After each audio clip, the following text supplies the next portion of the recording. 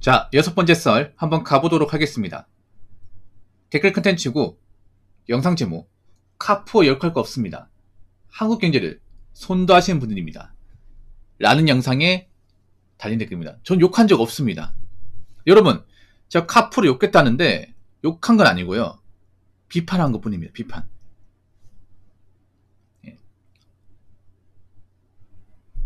전 특정 누구를 욕하지 않습니다. 비판한 거예요. 근데 한국 사람들 중에 비판을 욕으로 봐야 되는 사람이 많아요.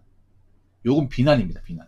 비판과 비난을 구분하지 못하는 사람이 많아요. 그러니까 비판은 뭐냐면 누가 봐도 잘못된 거를 바로잡기 위해서 이 사람을 뭔가 관철시키고 잘못 지적해서 보다 나은 쪽으로 바꾸게 한 게 비판이고요. 비난은 그냥 이유 없이 근거 없이 그냥 마음에 안 들어서 싫어서 욕하는 거. 왜 멀쩡한 연예인들 악플 달고 하는 거 있잖아요. 그게 비난이죠. 비난. 비판은 확실히 뭔가 문제가 있고 왜 그렇게 하면 안 되지 설명하고 나서 이 사람이 좀 올바른 쪽으로 가기 위해서 일종의 피드백 같은 거죠. 그게 비판입니다. 물론 제가 한 이야기 들었을 때는 비난으로 받아들일 수 있습니다. 카푸어 얘기를 많이 하다 보니까 카푸어에다 뭐 악감정이 있다거나 아니면 카푸어한테 뭐가 된 게 있다거나 뭐 그렇게 생각하니까 카푸어에 대해서 언급하는 게 아니냐 이렇게 생각하는 분도 있겠지만 저는 카푸어한테 된 것도 없고 피해받은 것도 없어요. 근데 안타까워서 그래. 안타까워서. 뭐 남자분도 아시겠지만 어린 나이 때 좋은 차 보고 싶고 로망은 다 가지고 있어요. 저도 가지고 있어. 그 남자 중에 차 싫어하는 사람 없어요. 차 좋아하지. 차 다 좋아합니다. 차 싫어하는 사람 있습니까? 좋아합니다. 좋아하는데 단지 중요한 건 뭐냐면 내가 지금 차가 필요한가 필요하지 않은가.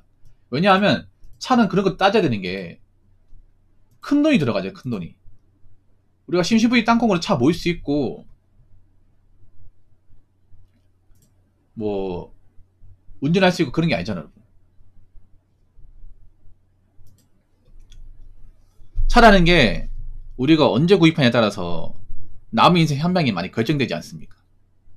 그래서 뭐 나중에 내가 능력 갖추고 정말 차가 필요할 때 구입하는 건 아무 문제가 없어요. 근데 내가 지금 아직 직장생활 얼마 한지 안 됐고 얼마 한지도 안 됐고 그리고 돈도 없는데 차를 풀할부로 구입한다. 문제가 있는 거죠. 차값이 뭐 몇 푼 하는 것도 아니고 신차가 4천만 5천만 하는데 그런 차를 뒤에 안 바라보고 겁도 없이 풀할부로 지는 사람들이 많으니까. 그렇다고 그런 사람들이 뭐 직장을 오래 다닐 것 같습니까? 직장도 오래 못 다녀 이게. 그러면 뭐 돈이 없으니까 당장 나가는 대출은 못 갚잖아요. 뭐 직장 다닐 때도 꾸역꾸역 갚았는데 그만두면 힘들지 않습니까? 뭐 카푸어분들이 자동차 산업에 기여하는 건 분명히 있습니다. 일단 자동차 판매량을 기여하고요. 그리고 많은 자동차 제조업, 완성차를 비롯한 협력업체를 목에 살립니다. 그리고 자동차의 어떤 카센터, 공업사도 목에 살립니다.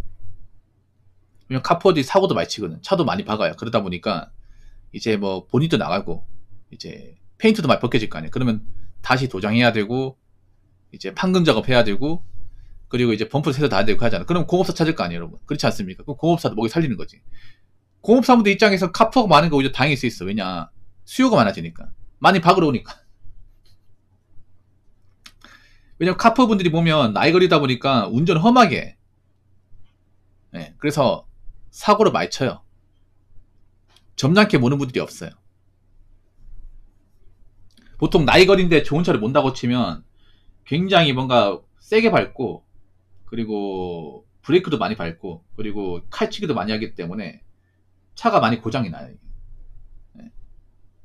똑같이 외차를 모더라도 20세 중반에 외차를 모는 거하고 40 넘어서 외차를 모는 건 달라요. 보통 어린 친구들이 좀 지주 본능이 강하잖아요. 이게. 이탈 본능도 강하고 그러다 보니까 차를 몰면 막 쭉쭉 밟잖아요. 이게. 그러다가 많이 받고 다치고 그러지 않습니까?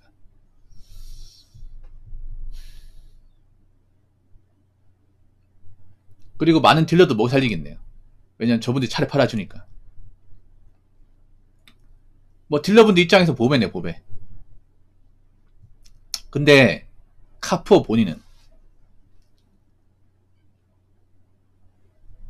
본인한테는 이제 본인 인생 난이도를 올리는 사람들이죠. 엄청나게 올리는 사람들이지. 일단 젊은 애한테 직장이 정하고 돈을 모아야 되는데 남들은 그러고 있을 때 자기는 못하니까. 네. 나이는 먹어가는 돈이 안 모이지.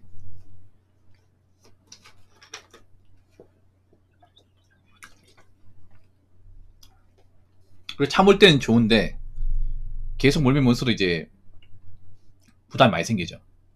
이번 달 어떡하지? 이번 달 어떻게 갚지? 수입이 많이 나오면 어떡하지? 이런 걱정이 시달릴 수밖에 없지.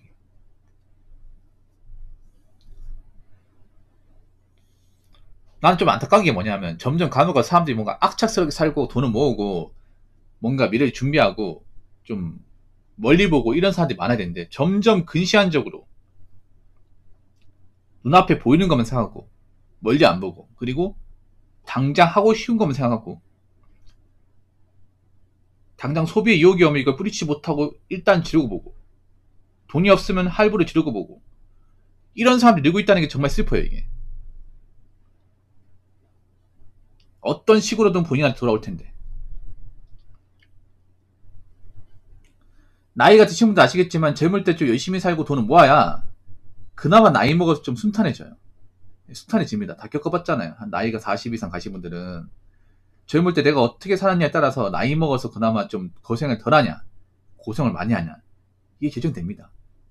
보통의 사람들이라 젊을 때부터 그래도 직장에서 열심히 다니고 지금 자리 잡아서 좀 그래도 월급 좀 받고 그리고 그동안 돈을 이제 벌어가지고 그 번 돈을 잘 모으고 했으면 내 보험자리도 어느 정도 마련했을 것이고 그리고 뭐 자산도 어느 정도 있을 것이고 그러면 나이 먹어서 뭐 몸은 늙었지만 그래도 내가 열심히 고생한 걸 뭔가 이제 그 유로 삼으면서 보다나 미래를 설계할 수 있습니다. 근데 젊었을 때 이제 소비재에 돈만 쓰고 돈을 모으지 못한 사람들은 나이 먹고도 힘들게 살아요. 이게 굉장히 힘들게 삽니다. 나이가 40 이상 되신 분들은 그런 거 많이 느끼게 될 겁니다. 그래서 젊을 때 내가 어떻게 살고 어떻게 자본을 좀 관리했냐 이게 정말 중요해. 근데 요즘에 보면 젊은 사람들이 보면 열심히 사는 분도 있어. 아끼는 분도 있지만 반면에 좀 막 나간 사람들이 예전보다는 확실히 많아진 것 같아요. 예전보다는.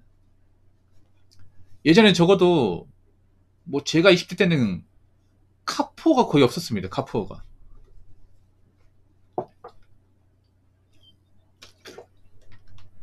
그 차를 프라이브로 사는 개념이 없었어요. 차값이 훨씬 더 쌌는데 제가 20대 때는 그때 중형 세단이 뭐 풀업을 해도 3천만 원 안 넘어갔어. 그런데도 뭐 그런 차 할부로 전액 할부로 구입한 사람이 없었거든요. 네, 제 기억에는. 그래도 어떻게 하다 이전까지 갔을까? 어떻게 하다가 제 방송에도 아마 젊은 친구들 많이 보실 겁니다. 제가 누누이 얘기하지만 여러분 친구 또래나 비슷한 나이대에 그 좋은 차 모르는 사람도 있을 거예요. 좋은 차 모르는 사람들. 그 사람들 능력이 좋아가지고 좋은 차를 모르는 게 아닙니다. 능력은 없는데 그런 차 몰고 싶어가지고 유혹을 참지 못해서 예, 뒤 없이 프라이브를 치는 사람들입니다. 아마 그 사람들은 젊어서 돈을 벌어도 모으지 못할 겁니다. 차값을 다 나가기 때문에 모으지 못할 거예요. 그리고 그런 사람이 막 직장에서 인정받고 승진 잘하고 오랫동안 살아남은 경우도 별로 없습니다. 여러분 카푸어분의 특징이 뭐냐 하면 한 자리에서 오래 살아남지도 못해요. 예, 여기저기 많이 옮깁니다. 그래서 앞으로 카푸어를 했던 친구들이 나이 먹어서 어떻게 사는지 한번 지켜보세요. 잘 사는 분들 거의 없을 겁니다. 자, 댓글 한번 읽어보도록 하겠습니다. 빚내서 소비하는 미국 보면 그런 것 같기도. 내 인생 아니니까 더 써주면 좋겠다. 사실 우리나라보다 더 심각한 게 미국이에요. 미국은 여러분 얼마나 심각하냐면요. 미국 우리나라보다 할부 문화가 더 깊게 이제 깔려 있습니다. 확실히 그런 게 있어. 이 선진국일수록 일반 서민들한테 이 자본주의에 대한 교육을 안 시키는 것 같아. 고의적으로 안 시키는 것 같아. 우리나라도 안 시키죠. 우리나라도 왜 사람들이 금융 교육이 안 됐을까? 카포지 타는 것도 기본적인 금융 교육이나 개념이 없으니까 하는 거잖아요. 그렇지 않습니까? 근데 우리나라도 보면 사실 대놓고 일반 서민들한테 그런 경제 교육이나 금융 교육 같은 거 안 시켜요. 한번 생각해봐. 유치원 때부터 대학교까지 그런 경제 교육에 대해서 과목이 하나도 아닌지 없잖아요, 여러분. 없잖아요. 아니, 우리나라는 경제가 중요한데, 금융이 중요하다는데 정작 일반 사람들 교육을 아예 안 시켜. 근데 이게 우리나라만 그런 게 아니라 다른 나라도 마찬가지예요. 뭐 미국도 마찬가지야. 일본도 사실 금융교육 같은 거 안 시켜요. 예. 이게 선진국이 다 비슷해요, 여러분. 우리나라만 안 시키는 게 아니에요. 왜 안 시킬까? 예. 보통 돈 많은 분들은 서민들이 개념을 갖고 똑똑해지는 걸 원하지 않습니다. 생각해요. 서민들이 절대 다수인데 서민들이 돈을 안 써봐. 그러면 많은 기업들이 망하겠지. 내수가 안 돌아가겠죠. 미국도 보면 좀 특이한 게 뭐냐 면 돈이 없는 사람들이 신용카드를 많이 써요. 많이 씁니다. 미국은 어느 정도로 심하냐 하면 미국도 할부가 있어요. 할부. 근데 미국은요, 먹는 것도 할부로 사요. 먹는 것도 할부로. 그러니까 뭐냐면 햄버거도 할부 결제가 가능합니다. 6개월 할부가 가능해요. 근데 미국 햄버거 비싸긴 한데 한 2만원 할 겁니다. 누나 둘이 2만원. 단품 하나에. 엄청 비싸죠. 근데 그 2만원짜리를 할부한다는 거 웃기지 않나, 여러분? 보통 우리가 할부를 해도 좀 값어치가 나가는 것도 할부하잖아요. 뭐 스마트폰이나 에어컨, 아니면 뭐 포도 냉장고, 아니면 자동차. 누가 봐도 가격대가 나가는 것들, 한 번에 내지 못하는 것들 할부를 하는 거잖아요. 근데 단돈 몇만원짜리 할부를 하는 사람 없잖아. 그런 생각 안 가지죠, 여러분. 근데 미국은 단돈 몇천원짜리도 할부가 됩니다. 심지어 스타벅스 커피 한 잔도 할부가 됩니다. 근데 미국 사람한테 그거 써요. 쓴다니까, 서민들이. 이해가 되십니까? 그 신용카드 쓰면 이자 장난 아닐 거 아니야. 미국도 장난 아니겠죠. 그래서 이게 제가 봤을 때 우리나라만의 문제는 아니고요. 전 세계적으로 그런 거야. 서민들이 뭔가 기본적인 금융 개념이나 경제관념을 가지 못하게 만드는 것 같아. 그럼 서민들 앞으로 어떻게 돼요? 기본적인 경제관념이 없으면 앞으로 지금보다 더 살기 힘든 거야. 예. 그래서 서민들한테 경제관념은 정말 중요해요. 정말 중요합니다. 우리나라 지금 서민들 중에서 정상적인 어떤 금융 개념을 가지고 있는 사람이 많이 없어요. 그러니까 저는 풀어짓 하는 거죠. 근데 신경 쓰지 마십시오. 어차피 내 인생 아니니까. 예, 나만 똑바로 살면 그만이야. 그래서 여러분들은 자꾸 헛것 쫓지 마시고